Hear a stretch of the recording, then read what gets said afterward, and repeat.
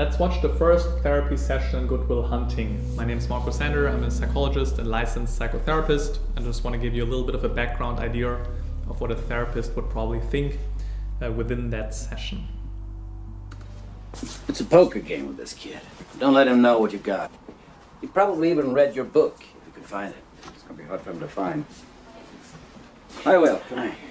This is Sean McGuire, Will Hunting. How are you?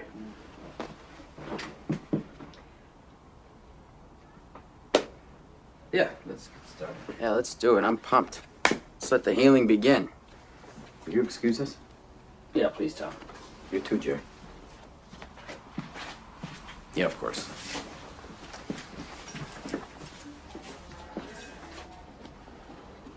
How are you? Where are you from in Southie? I like what you've done with the place. Oh, thanks. Do you buy all these books retail, or do you send away for like a shrink kit that comes with all these volumes included? Do you like books? Yeah? Do you read any of these books? I don't know. How about any of these books? Probably not. What about the ones on the top shelf? You read those? Yeah, I read those. Good for you.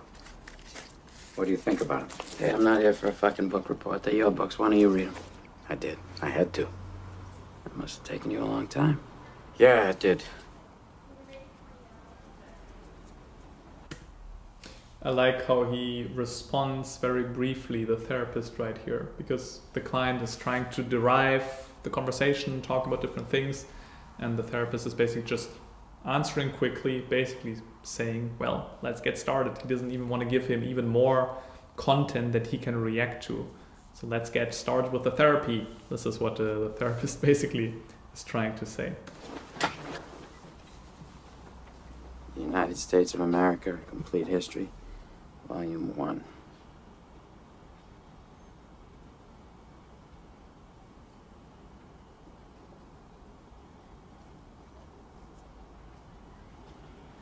Jesus.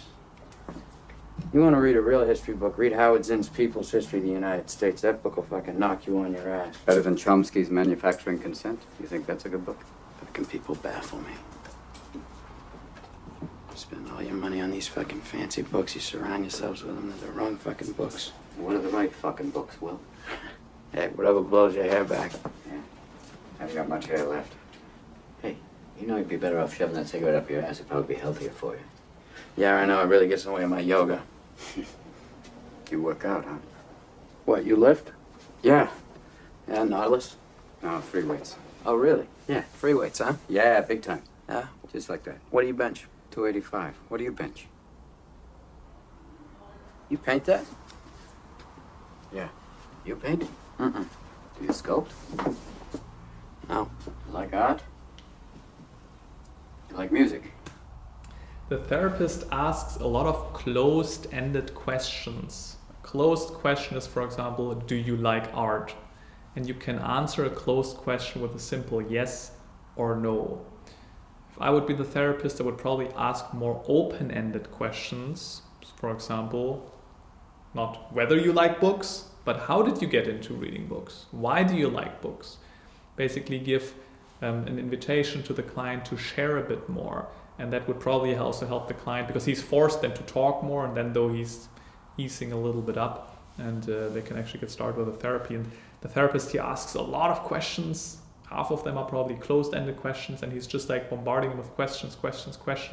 And it gives this weird dynamic where it seems like the therapist needs to prove himself. And that's, one of my supervisors once said, if you emotionally sit on the chair like this in the front and doing all the work, you're probably doing it right. You probably got to relax a little bit and lean a little bit backwards, because the client has to do the work here, not you.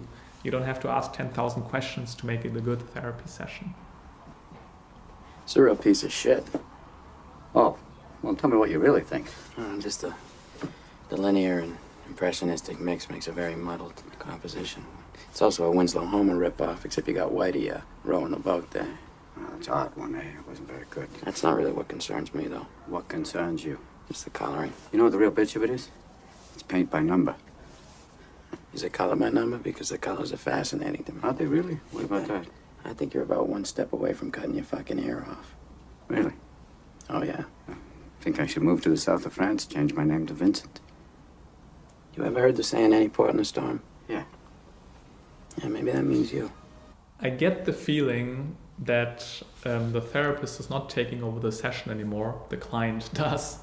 And I also get the feeling that the therapist is trying to prove his worth to the client. You know, he makes this comment about the ear, and then the therapist is calling it out, talking about Vincent van Gogh, basically telling him, hey, I know what you're talking about. I am as smart as you are, or at least I can talk with you on one level. But he's trying to prove his worth, and this is not really working out right now. He's not taking over the session anymore. The client is doing whatever he wants, and that's not helping anybody. In what way? Maybe you're in the middle of a storm, a big fucking storm. Yeah.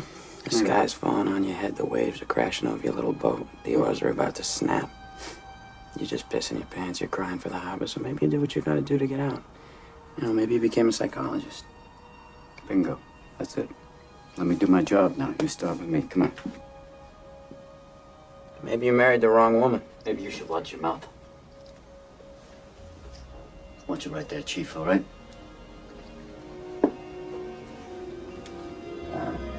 And that's the moment when the client noticed he hit a very weak spot right there, and he's actually doubling down on it right now.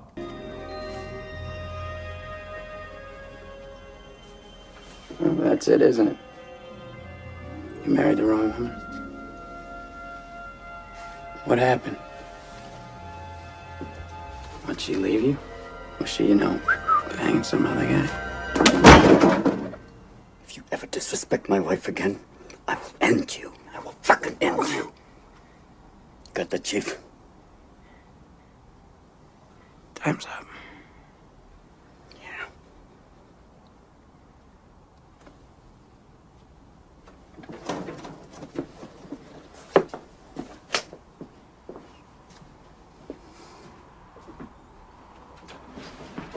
At ease, gentlemen. All right, obviously a huge no-go as a therapist to become physically violent.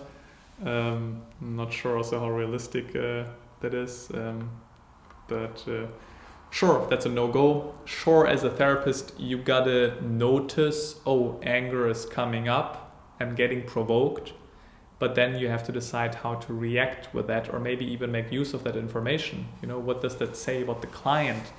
Why is he provoking me? Does it maybe make sense with his own history of the therapist, but also of the client? You know, why is he always getting this need to trying to provoke others? Where is this coming from? How is this connected to his childhood? But that's valuable information, and you don't want to just brutally act out on it. That's not going to help the client at all. You just got to notice and then work with that. Didn't work out here, but over the next sessions it actually works out quite well. Actually, I also just shot a reaction video to the last session they had, which is totally different. You can also check it out. There's a link below the video, and I'll see you in the next video.